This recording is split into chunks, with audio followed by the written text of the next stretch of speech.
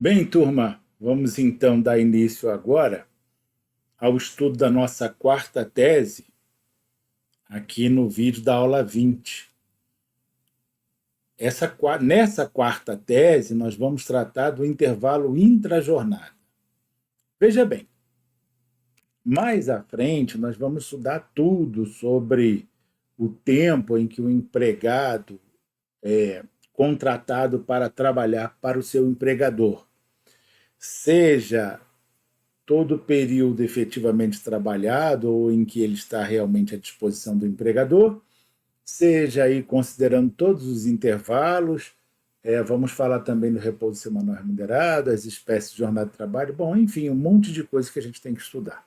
E lá, uma das coisas que a gente vai observar é que existem dois tipos de intervalos básicos na jornada de trabalho. Não são os dois únicos que nós estudamos, tá? E podemos dizer que nem são os dois únicos importantes para o exame de ordem. Mas existem dois que são mais importantes e que são bem atrelados diretamente à jornada de trabalho. Um deles, o mais importante, o que mais cai efetivamente nas peças, é o intervalo intrajornada, que é o intervalo que ocorre dentro da jornada de trabalho do empregado.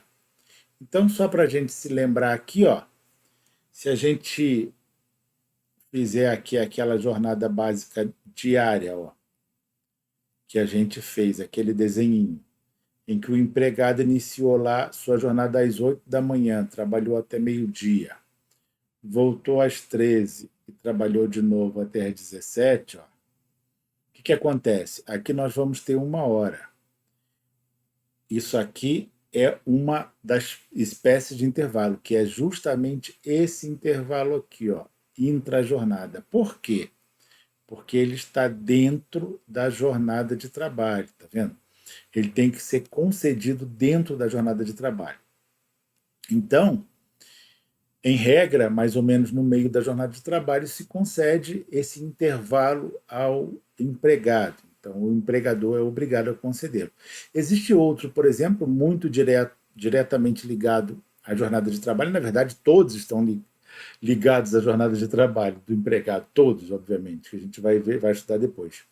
Mas diretamente ligado aqui ao início e fim da jornada de trabalho, que é o intervalo interjornada, que ele vai ocorrer aqui, ó, entre o fim de uma jornada e o início da outra jornada, que é outro intervalo também bem importante que complementa esse, mas nós não vamos tratar do intervalo interjornadas de trabalho nesse momento. Agora nós vamos estudar apenas o intrajornada, que é aquele que é mais cobrado. Esse intervalinho aqui é muito cobrado no exame de ordem, sobretudo um aspecto específico sobre ele, que a gente vai ver mais à frente. Bom, trocando em miúdos aqui, em termos bem simples, quais são os intervalos intrajornada que a gente tem que observar?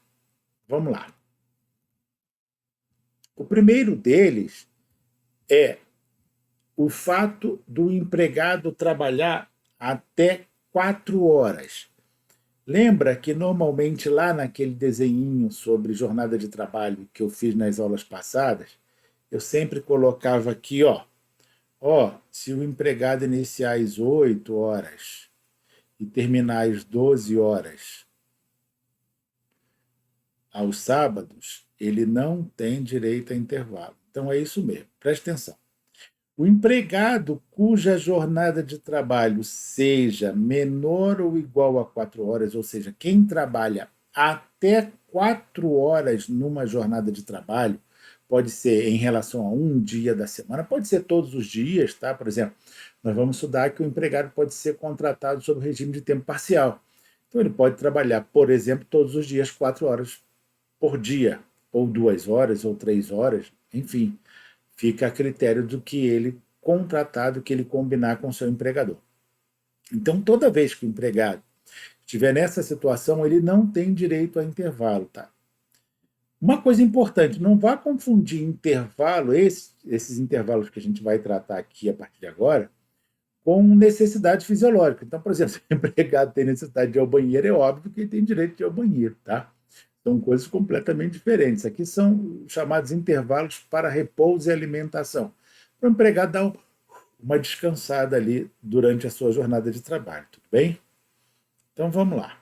Agora, se a jornada de trabalho do empregado era superior a 4 horas e inferior ou igual a 6 horas de trabalho, exemplo, vamos pegar um exemplo aqui, ó. Vamos colocar um exemplozinho aqui que eu ia falar na lousa, né? No quadro, não, não é. Aqui na tela, pronto. Exemplo, tá? O empregado pegava às 8, aí ele tinha que sair ao 12h30. Exemplo, aí no caso aqui, vai terminar aqui, ó. Então eu tenho 4 horas e 30 minutos de jornada de trabalho.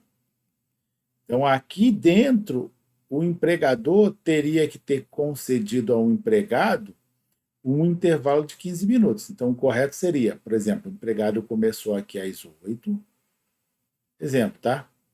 Trabalhou até às 10, aí ele tem um intervalinho de 15 minutos, depois ele vai aqui de 10h15, ó, né?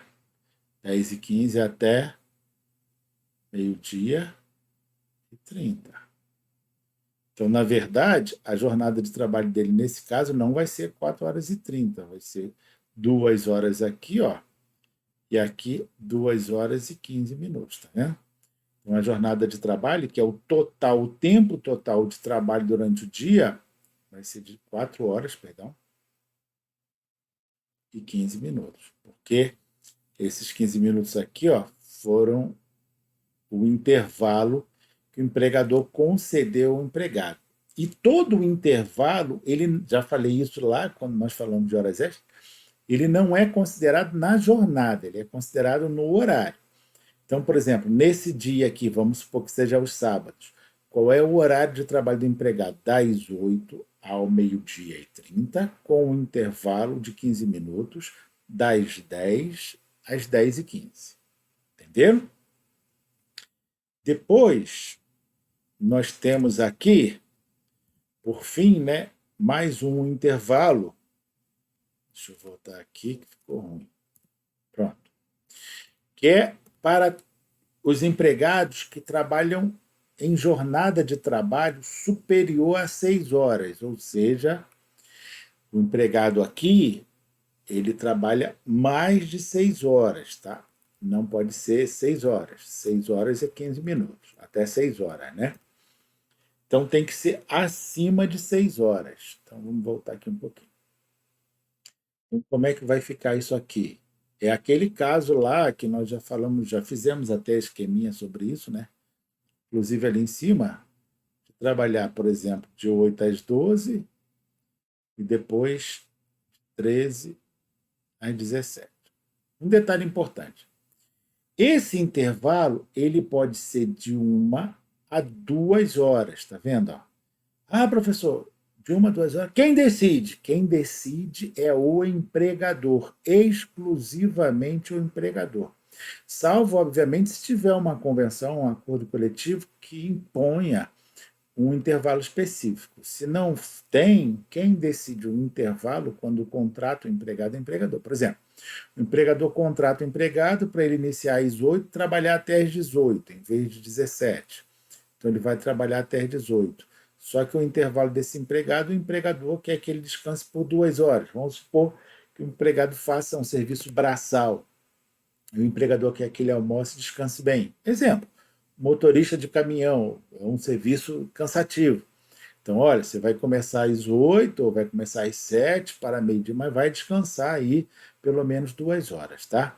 Então, a regra é de 1 a 2 horas.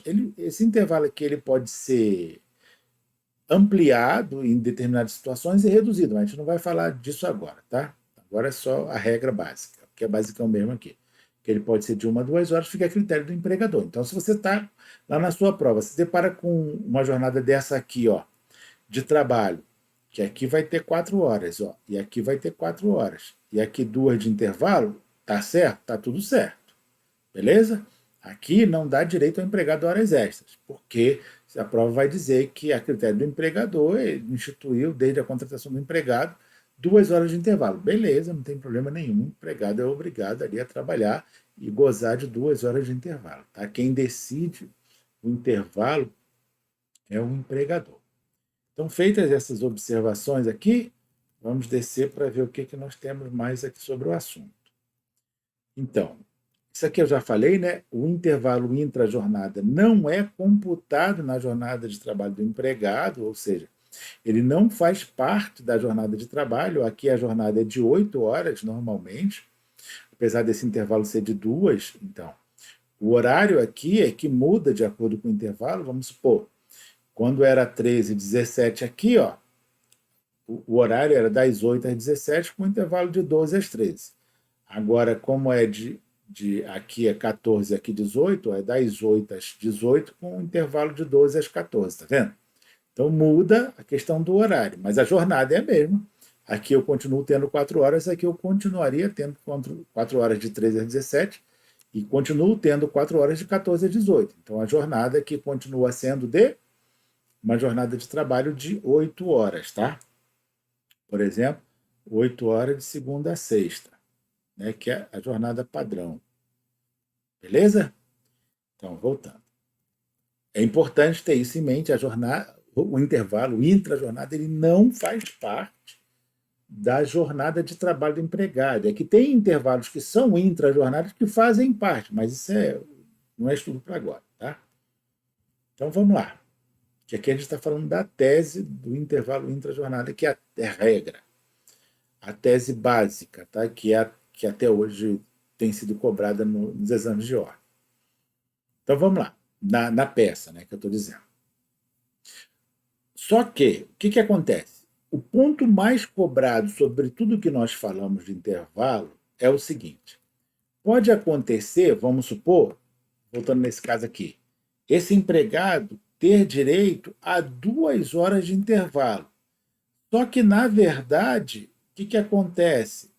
Ele só goza de 30 minutos. O que vai acontecer em relação ao intervalo que ele não gozou? Então, por exemplo, ainda que o empregador deixe ele sair mais cedo, porque ele só goza de 30 minutos, mas se mantém a jornada de trabalho de 8 horas e o intervalo dele deveria ser de 2, por exemplo, ele foi contratado com direito a um intervalo de 2 horas, mas ele não goza desse intervalo, ele passou a gozar apenas de 30 minutos, sem nenhum acordo coletivo aí que autorize essa redução do intervalo, sem nada, sem, né, assim, só porque o empregador obrigou, o que vai acontecer? A diferença desse intervalo deve ser paga ao empregado, ou na ausência do intervalo. Esse caso de ausência é muito comum nesse caso dos 15 minutos. Por exemplo, lá no exercício vai dizer que o empregado trabalhava, vamos supor, das 8 às 12h30, e não tinha intervalo. Então, faltou o intervalo de 15 minutos. Qual a consequência disso? O empregador deverá pagar de forma indenizada o tempo do intervalo não gozado, seja ele por não ter sido concedido, tá? Ou seja ele por ter sido concedido parcialmente. Ele pode ser o empregado só gozava de 15 minutos e tinha direito a um intervalo de 1 hora. Mesmo que ele saísse mais cedo ao final do seu horário de trabalho, isso não faz diferença. Ele continua tendo direito àquele intervalo que lhe foi sonegado, que não foi concedido pelo empregador, a uma indenização. Por quê? Porque ele não gozou do descanso que é obrigatório por lei. O descanso, ou melhor, a falta de descanso traz, obviamente, consequências nessa relação de saúde do empregado, por conta, obviamente, né, da exaustão pela qual ele vai passar com o tempo da ausência de intervalo. Mesmo que ele venha a se acostumar, entre aspas, obviamente que a ausência de intervalo adequado pode provocar problemas aí futuros ao empregado, e aí a gente entra em outras teses, inclusive, mas não é o caso aqui, tá? Então, ó, a não concessão, primeiro caso, não concedeu o intervalo, tá? Segundo caso, ou a concessão parcial, concedeu o intervalo só um pedacinho, então, ou só uma parte. Por exemplo, o empregado tem direito a 1 hora, concedeu 40 minutos, então ele tem direito a ser indenizado por 20 minutos, tá? Como é que é essa indenização? Vamos supor que o empregado tinha direito a 2 horas de intervalo, só gozava de 1 hora. Ó, tá bom? Então ele foi contratado com direito a 2 horas, mas o empregador passou a conceder só 1 hora. O que, que acontece? Ele vai receber essa hora como se fosse 1 hora de trabalho normal, tá? Vamos supor que a hora dele fosse R$ 10, e ele vai receber mais 50%, ou seja, ela tem o mesmo cálculo das horas extras, que nós falamos naquele vídeo das horas extras. Só que tem uma diferença. Por se tratar de uma indenização, que a doutrina costuma chamar isso, a jurisprudência também, de verba indenizatória, ela não tem reflexos em nenhum outro direito trabalhista. Então, aquele caso, por exemplo, o empregado tem um salário básico lá de R$ 2.000, recebe mais R$ 1.000 por conta do intervalo não concedido. Quanto ele recebe? 3.000. Mas o FGTS vai ser recolhido sobre qual valor aqui? Apenas sobre 2.000, tá? Porque essa indenização pela não concessão do intervalo não tem reflexo. Então, obviamente, o que acontece? Eu simplesmente não falo do reflexo na tese. Tudo bem? Então vamos ver se a gente não tem mais nada para falar sobre isso. Não. Então vamos, né, colocar em prática o que nós já aprendemos. Vamos lá. Vamos para o nosso exercício aqui. Vou baixar um pouquinho para não ficar muito alto. Ana Paula Portela trabalhou na empresa de cosméticos Ceraquente Limitada. Foi contratada em 24 de abril de 2023 e foi dispensada sem justa causa em 10 de novembro de 2024. Para saber se estava tudo certinho durante seu contrato de trabalho, procurou você e relatou a seguinte situação: que sempre trabalhou das segundas às sextas-feiras, das 13 às 22, com o intervalo das 18 às 19, e aos sábados, das 13 às 17h30, sem intervalo. Com base nos dados relatados, desenvolva a tese sobre o intervalo não concedido corretamente a favor de Ana Paula, uma vez que esta jamais recebeu qualquer valor mensal, além de seu salário básico. Então, vamos pegar os fatos aqui, ó. Quais são os fatos que a gente vai utilizar lá na tese, ó? Como se você estivesse na prova lá copiando e colando, tá? Depois vocês vão reparar que eu não estou inventando isso aqui, não. Isso aqui basicamente são teses iguaizinhas que estão lá nas provas do exame de ordem. Aqui eu fiz essa separação, estou fazendo separação tese por tese em cada exercício, para vocês entenderem que é fácil. Ou seja, quando você tem conhecimento do direito material aplicado ou aplicável àquela situação fática descrita no exercício, é fácil. Você identificou aquela situação fática descrita, sabe qual é o direito material aplicável, você desenvolve a tese. É só, né, bem simples, pegar lá os fatos, complementar com o fundamento jurídico do pedido e com os fundamentos legais e jurisprudenciais aplicáveis à tese, a situação, problema descrita no problema na questão do exame de ordem. Então vamos lá. Vamos aqui primeiro fazer um esqueminha, né? Por isso que eu copiei aqui, ó, para ficar mais fácil de fazer esse esqueminha. Deixa eu tirar isso daqui, que eu não sei por que isso aqui. Será que eu estou? Acho que não. Bom, não sei por que eu coloquei para baixo ali, mas tá bom. Vamos colocar isso aqui no lugar. Vamos lá. Vamos pegar aqui a jornada de trabalho da Ana Paula, né? Então vamos lá. Ela trabalhava todo dia das 13 às 22. Às 22. com o intervalo das 18 às 19. O que eu acabei de citar? O horário de trabalho da Ana Paula, das segundas às sextas, né? Sextas. Beleza? Quanto tempo dá aqui? 4 horas. Quanto tempo dá aqui? 4 horas, não é isso? Não. 12, 13, 14, 15, 16, 17. 12, 13, 14, 15, 16, 17, 18. Vai dar 12 às 18. É de 12? Ah, é de 13, gente. Eu estou fazendo conta errada. 14, 15, 16, 17, 18. Aqui dá 5 horas, tá? Ó. Estou fazendo conta errada. E aqui vai dar 20, 21, 22. 3 horas, tá vendo? Ó? 3 horas. Então vai dar 8 horas de segunda a sexta. Eu que estava fazendo a jornada errada aqui, ó. Tá vendo? Tá. Beleza. E aí, e aos sábados, das 13 às 17, sem intervalo. Então, aos sábados ela trabalhava das 13 às 17h30, né? Perdão. 17h30, sem intervalo. Então, sem intervalo, tá? O que acontece? Qual era a jornada de trabalho dela aqui, ó? 4 horas e 30 minutos. Então, aos sábados, ela trabalhava 4 horas e 30 minutos. Faltou o intervalo. O que aconteceu? Então, aqui, ó, ela tinha 30 minutos a mais do que 4 horas. Como, repara bem aqui uma coisa que eu estou trabalhando com vocês nesse exercício. O nosso comando aqui é pura e simplesmente para a gente desenvolver a tese do intervalo. Aí você deve estar falando assim, professor, mas não tem hora extra aí? 30 minutos? Tem hora extra aqui sim. Você já percebeu, né? Você está bem espertinho aí.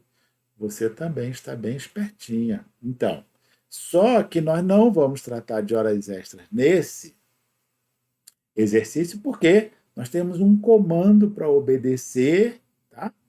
E o nosso comando manda falar sobre desenvolver a tese de um intervalo. Então, nós vimos aqui que ficou faltando um intervalo de 15 minutos aos sábados, né? Pronto, viu? Agora vamos desenvolver a tese. O que nós vamos colocar aqui na tese? Vamos lá. Eita, me bota para baixo isso aqui. E os 15 minutos vêm para cá. Vou levar ele para lá. Pronto, vou lá para cima, que não ficou bom aqui não. Aí. Então, o nome da tese é Intervalo Intrajornada. Tá vendo? Ah, professor, posso colocar da falta do intervalo intrajornada? Pode. Posso colocar intervalo intrajornada indenizado? Pode. Posso colocar da indenização pela não concessão do intervalo intrajornada? Não! Porque isso vai dar mais de uma linha. Entendeu? Não vá colocar título grande, senão você vai escrever demais e vai ser ruim. Tá bom? Aqui, ó, eu vou pegar aqui de novo esse negócio aqui, eu vou colar especial aqui para poder colar na mesma formatação aqui do...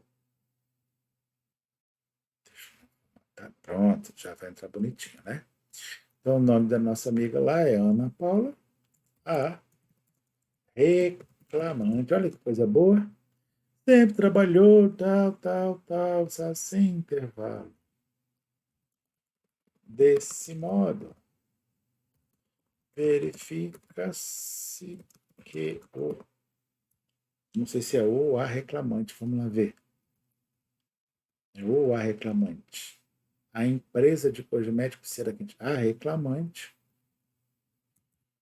A reclamante. Vocês, obviamente, já estão sabendo se é o ou a reclamante, que vocês vão ter na hora da prova fazer primeiro o endereçamento, depois a apresentação, né? Então, obviamente, lá você já sabe muito bem se é o ou a reclamante, tá? Aqui eu estou fazendo só a tese, né? Então, ó, não, opa, não concedeu. Perdão, aqui é a reclamada, tá? Reclamada não concedeu a reclamada por intervalo de 15 minutos sábados, pelo que direito à respectiva indenização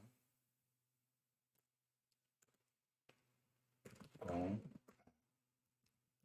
acréscimo de 50% sobre o valor da hora normal.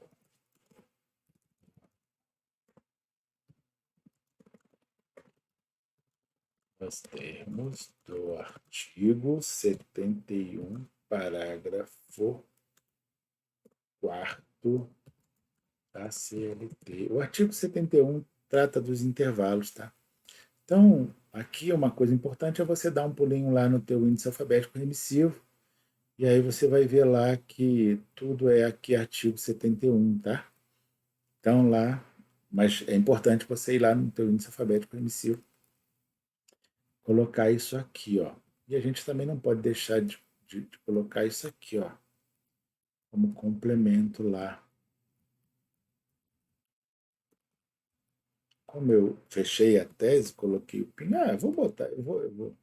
Já expliquei isso pra você, né? Mas eu vou botar, vou respeitar aqui, ó. O que eu vou fazer? Ó, eu vou botar, colar aqui.